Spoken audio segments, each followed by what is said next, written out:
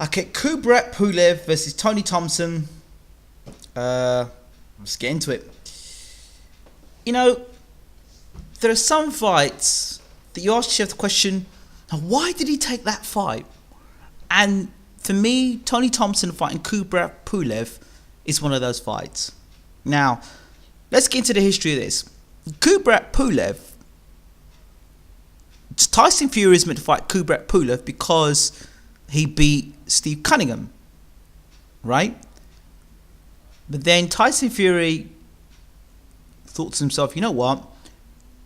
I could get more money fighting David Haye. Everybody knows who David Haye is. And I'll get better recognition from it and I get more money for it. So that wiped Tyson Fury out of the picture. I don't believe Tyson Fury ducked Kubrat Pulev, so let's move that aside. And then let's talk about that a lot of people don't mention is Bryant Jennings. Bryant Jennings was offered $250,000 to fly from all the way from America, Philadelphia, into Pulev's backyard to fight.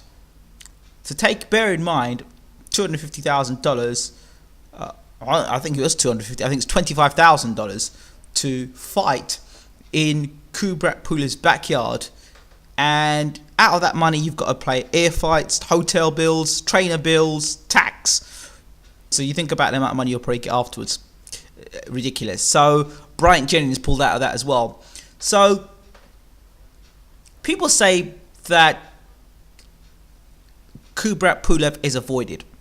Yeah, I would agree he's been avoided, but probably not for boxing reasons. I think payment has something to do with it.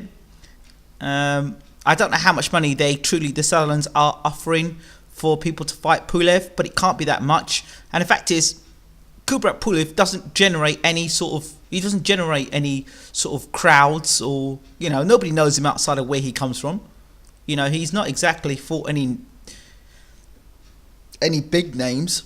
His fight against Ustinov was, for me, pretty boring, but he won it in the end. The only fighter from Brit heavyweight he fought was Matt Skelton, the British heavyweight. And in terms of marketability, I don't know. I'm not excited about Kubrat Pulev, that's for sure. Now Tony Thompson, on the other hand, has, in terms of his personality, has grown and grown. The two fights with the heavyweight champion of the world, Vladimir Klitschko, he got stopped in both. But in the first fight, he was neck and neck with Vladimir for most of the fight. The second fight was a little different, where Vladimir put the pressure on him early, and really put pressure on him, used the jab and put pressure on him, and stood his ground really with Thompson, and discouraged Thompson. And Thompson got stopped. So then in comes David Price, whom I had said beforehand there were question marks about his chin. Nobody hit him back on his chin, so we didn't know what he was like when he got hit with a shot. And I always had question marks about David Price and the southpaw style. And if you go back and look at my previous videos, I got laughed at when people said Audley Harrison would beat David Price, because I saw him fight Cameron Ellie, who's another southpaw in the amateurs. He never made adjustments, and I didn't think that David Price had made the transition from the amateurs to the pros. I didn't think he'd made the transition. I think he was an amateur. I think he was a pro fighting with the amateur style, still bouncing around like an amateur. And so therefore, I thought he was limited in what he could do. And I expected him to blow away Thompson in the first fight. Didn't happen. So when I looked at Price again for the second fight, I'd put two and two together to realise that, Price wasn't what everyone had made him out to be. I didn't think Price was very confident going into the fight with Thompson the second time round. And Thompson did a real number on him. And I think Thompson intimidated Price this time round. This won't be the case with Kubrat Pulev, right? The only thing we don't know about Kubrat Pulev is, can he fight against southpaws? I am going to go with the fact that he probably can fight against southpaws and make the adjustments, because I think Kubrat Pulev had a very impressive amateur pedigree. So I'm going to go with the fact that he can fight as southpaws. and make the adjustments. And also, I think he's got an excellent left jab. He does tend to drop his left hands when he jabs sometimes. So that could be opening there for Tony Thompson. But for me, Tony Thompson has grown a lot of people because of his personality, because of the two prize fights, you know. But then you've got to ask yourself the question, where did you rate David Price before that? Was he highly ranked, or was he a guy that was overrated? If he was overrated, then you've got to take the win that Thompson had against Price twice and take that down a notch. And then say to yourself, well, okay, he's beaten a guy that is just below European level. If you want to be harsh about Price and say, well, he's beaten a guy at European level. Well, he should do that. That's what you would say. The Kubrat Pulev's a different proposition altogether. Kubrat Pulev he's physically strong. He's got a very good left jab, decent right hand, but he's fundamentally a better boxer than Price. And I heard lots of stories, and even when I interviewed Franny Smith, that Kubrat Pulev was, he gave Price some very hard sparring sessions and many times got the better of David Price. So, what does that tell me? Pulev's got a decent chin. He takes a good shot. Price is heavy-handed, we know that much. And but Price never used his left jab. He doesn't have a rocket left jab. He doesn't thud the left jab in. He uses his jab more of a rangefinder, where someone like Kubrat Pulev will be thudding that left jab into Thompson's face. And I'm of the belief that Tony Thompson is the sort of guy that gets confidence within fights.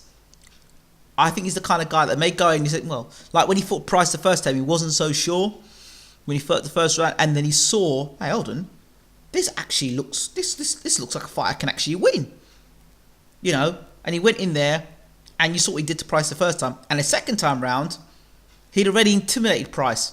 So when they went head to head, and all the head to heads, and even when he was in the ring with Price, he looking at Price, he was able to go in and dance in the ring and all stuff because he knew he had Price's number. Yes, he went down against Price. They were trading and he went down. Price is a heavy puncher, given. But he's able to recover and come back and beat Price afterwards. I don't think the fight against Kubrat Pulev will go that way. I actually think, for me, I think that Tony Thompson's going to arrive in Kubrat Pulev's backyard and he will be greeted with a man that has not fought for about a year. Yeah, he might be ring rusty, but I think Pulev is going to do a number on Tony Thompson. I think he's going to be hitting with punches left, right and centre. I think his left jab... Look, this guy knocks guys out of his left jab. And I think this will be the night where Tony Thompson's journey in the heavyweight division comes to an end. Because I think that Kubrat Pulev was the wrong fight for him. Personally, stylistically, I think it's the all wrong fight for him. I think that Thompson will try and do what he does, but when he discovers that Pulev's not there to mess around, and Pulev isn't there to mess around, the thing about Pulev for me, he's got a fantastic left jab and a right hand, but after about 5 or 6 rounds, that starts him to get pretty sloppy. He does get sloppy. He does look very sloppy as well. He looks like he's not the finished article, and kind of wild with his punches at times. But I think that he will be too much for Tony Thompson. And I'm looking to see Kubrat Pulev win this fight, mid to late round stoppage.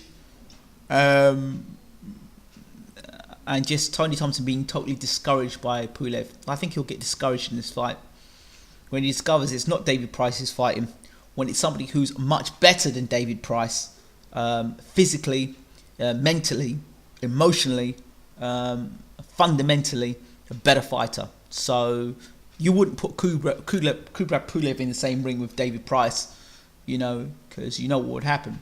So for me, I'm going with Kubrat Pulev in this one.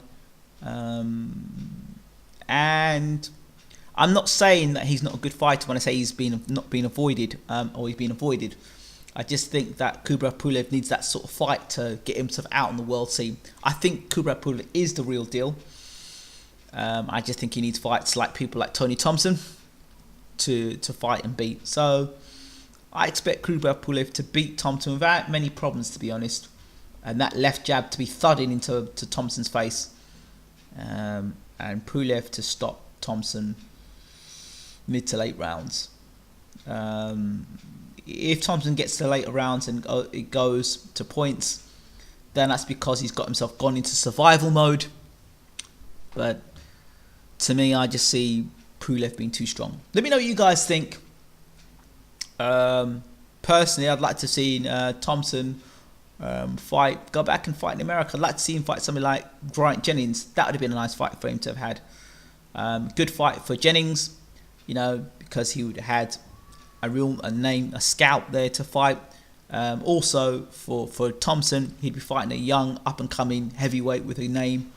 So that would have been a good fight to have seen. But nevertheless, we've got this fight. So that's my thought. Pulev inside the distance. I'm out.